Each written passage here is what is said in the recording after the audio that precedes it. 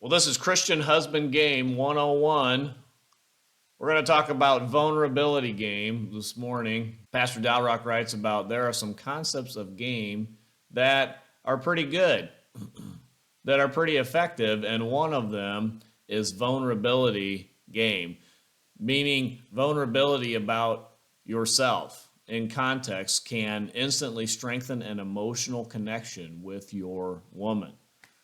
So he gives an example. Here, his woman says, I was hiking in the Amazon and this parrot flew right up to me and tried to eat an apple I was holding in my hand. He says, wow, that's cool. I would have ducked for cover. And she says, why? He says, it's embarrassing to admit, but I have a weird fear of parrots ever since one tried to bite my ear off at a zoo when I was 6 years old. She says, oh, really? That's so cute. And so, because you've revealed your vulnerability, now you have a stronger emotional connection. Hey, has anybody ever heard of this? Give me a comment below. Like, subscribe, give me a comment. The vulnerability game. Wow, this is good stuff.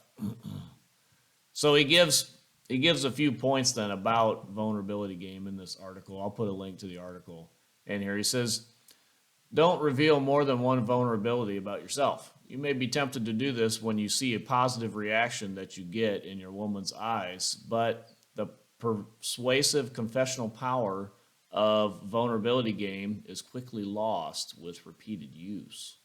So you don't want to give one out and then say, oh yeah, and I forgot to mention I'm afraid of toy dogs and old ladies too. And she'll say, wow, you are creepy.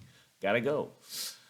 He says, don't ham it up to act like you're ashamed to admit your weakness. Don't wallow in it like it's a badge of honor, like you're some DEI person or whatever. He says, if she starts asking you questions about it, gently dismiss her probing. I'm not keen on reminding myself how parrots are so scary to me. He says, don't run vulnerability game when you first meet a girl. Try to capture a girl's interest by sheepishly owning up to a secret fear after you have some kind of rapport with her. Emotional connection is affected only after alpha dominance has been established. This is the one reason why rock stars can get away with a crooning love song like they're an emotional beta without suffering a hit to their attraction level. He says if you don't have a vulnerability, like many of you strong men out there, you probably don't have a vulnerability. But if you don't have a vulnerability, then just make one up. As a perfect specimen of Sith Lord masculinity, this is what Dalrock has to do. I think he's joking. He says his favorite is to confess a fear of small, harmless, furry animals like gerbils or floppy-eared rabbits because one attacked me when I was a little boy. The odder and more offbeat the fear, the better. He says, as a joke, he says, sometimes I wake up in the dark and see floppy ears of a rabbit, and then she is thinking, well, only an alpha male would feel comfortable admitting such a quirky, ridiculous fear to me, and thus the emotional connection is established. He says wait for pretext before confessing your vulnerability. Like so much of social dynamics and face-to-face communication, the influence we have over people is proportional to the natural soundingness of our delivery. So try to sound natural when you put that out. You don't want to come across as creepy. It says have a vulnerability of mass destruction in your arsenal. Whoa, now this sounds serious. For some girls, particularly creative field types who get high on their own emotions, going hardcore by admitting a really intense fear or sadness will leave such a strong impression on them that they'll think about you all the time.